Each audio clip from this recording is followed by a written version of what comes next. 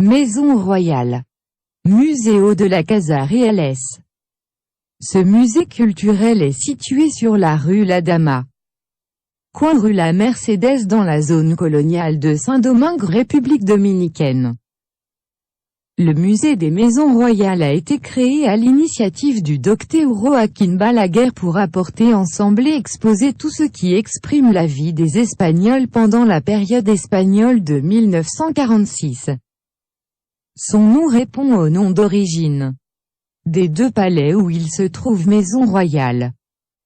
Il se trouve dans les archives de plans et documents de construit des bâtiments par décision de la colonie d'Espagne pour abriter les premières institutions officielles en Amérique. C'étaient les sièges de l'audience royale, les comtes royaux et le palais des gouverneurs. Il était utilisé à la fois à des fins militaires et civiles.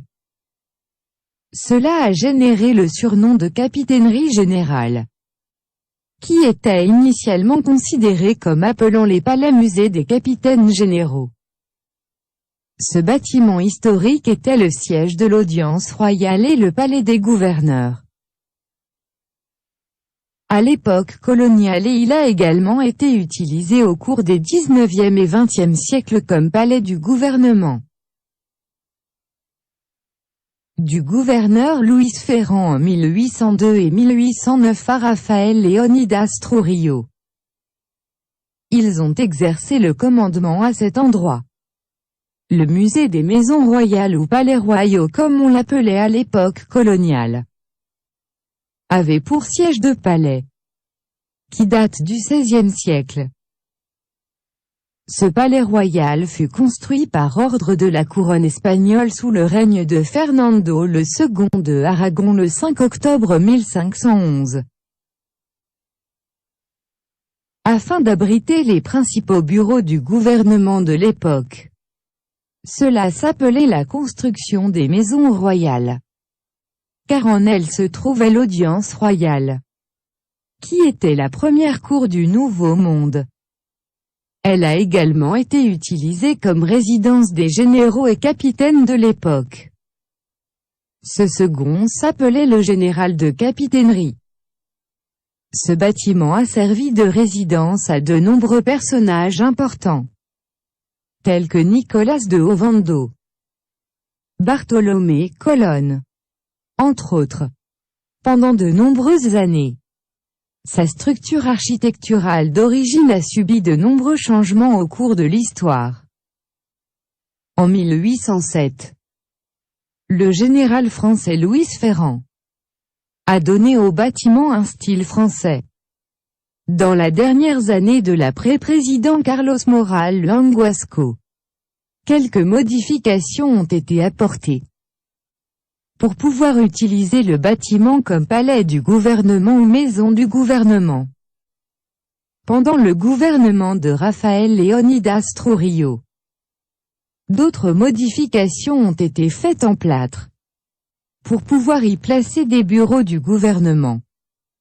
Le 18 octobre en 1973, sous le gouvernement du président Joaquín Balaguer, il a été créé en tant que musée. Mais ce n'est que le 1er de Mao en 1976 qu'il a été officiellement reconnu par les lois du pays comme un musée national dominicain, qui a été enregistré en vertu de la loi 580. Lors de la cérémonie d'ouverture était le roi Juan Carlos Ier d'Espagne. Le musée dispose de 9 salles et est composé de 2 bâtiments qui communiquent entre eux. Le premier était dédié au palais des gouverneurs, et l'autre était l'audience royale et le bureau de la comptabilité générale. Ce musée est considéré comme le plus complet, car il existe dans tout le continent américain un lieu qui possède une telle collection culturelle, et aussi parce qu'il était le siège de la première administration générale des Amériques. En plus, c'est le plus complet des musées de la République dominicaine, en montrant au début en fin l'histoire de la République dominicaine. Au sein de ces valeurs architecturales, il convient de mentionner et de souligner ces précieuses conceptions muséographiques. Donc le palais de l'Audience royale et le bureau de la comptabilité générale. Le thème lié à la chancellerie des Indes. Les conseils avec ses fonctions et pouvoirs. Les principales lois indiennes et les fameux et redoutés procès en résidence pour les fonctionnaires.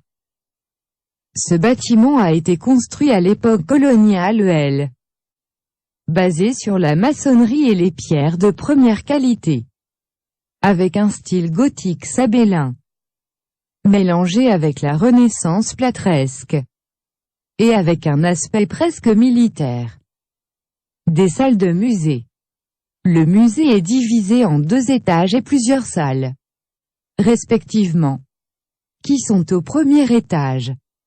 Le premier étage, qui raconte l'histoire de la découverte, voir les répliques des caravanes, des cartes qui indiquent les itinéraires de navigation de colons et les instruments de navigation de l'époque.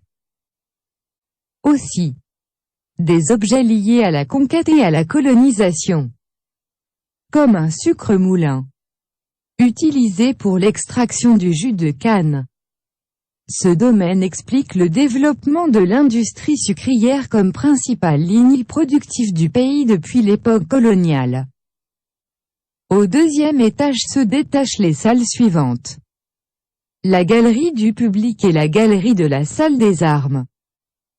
Dans la galerie ou les salles d'exposition, il y a comptabilité, législation, greffier, bureau du vérificateur principal, salle d'attente, auditeur principal, antichambre, antichambre de capitaine, bureau du capitaine général, vie de famille, militaire 1, militaire 2 et grande salle des gouverneurs.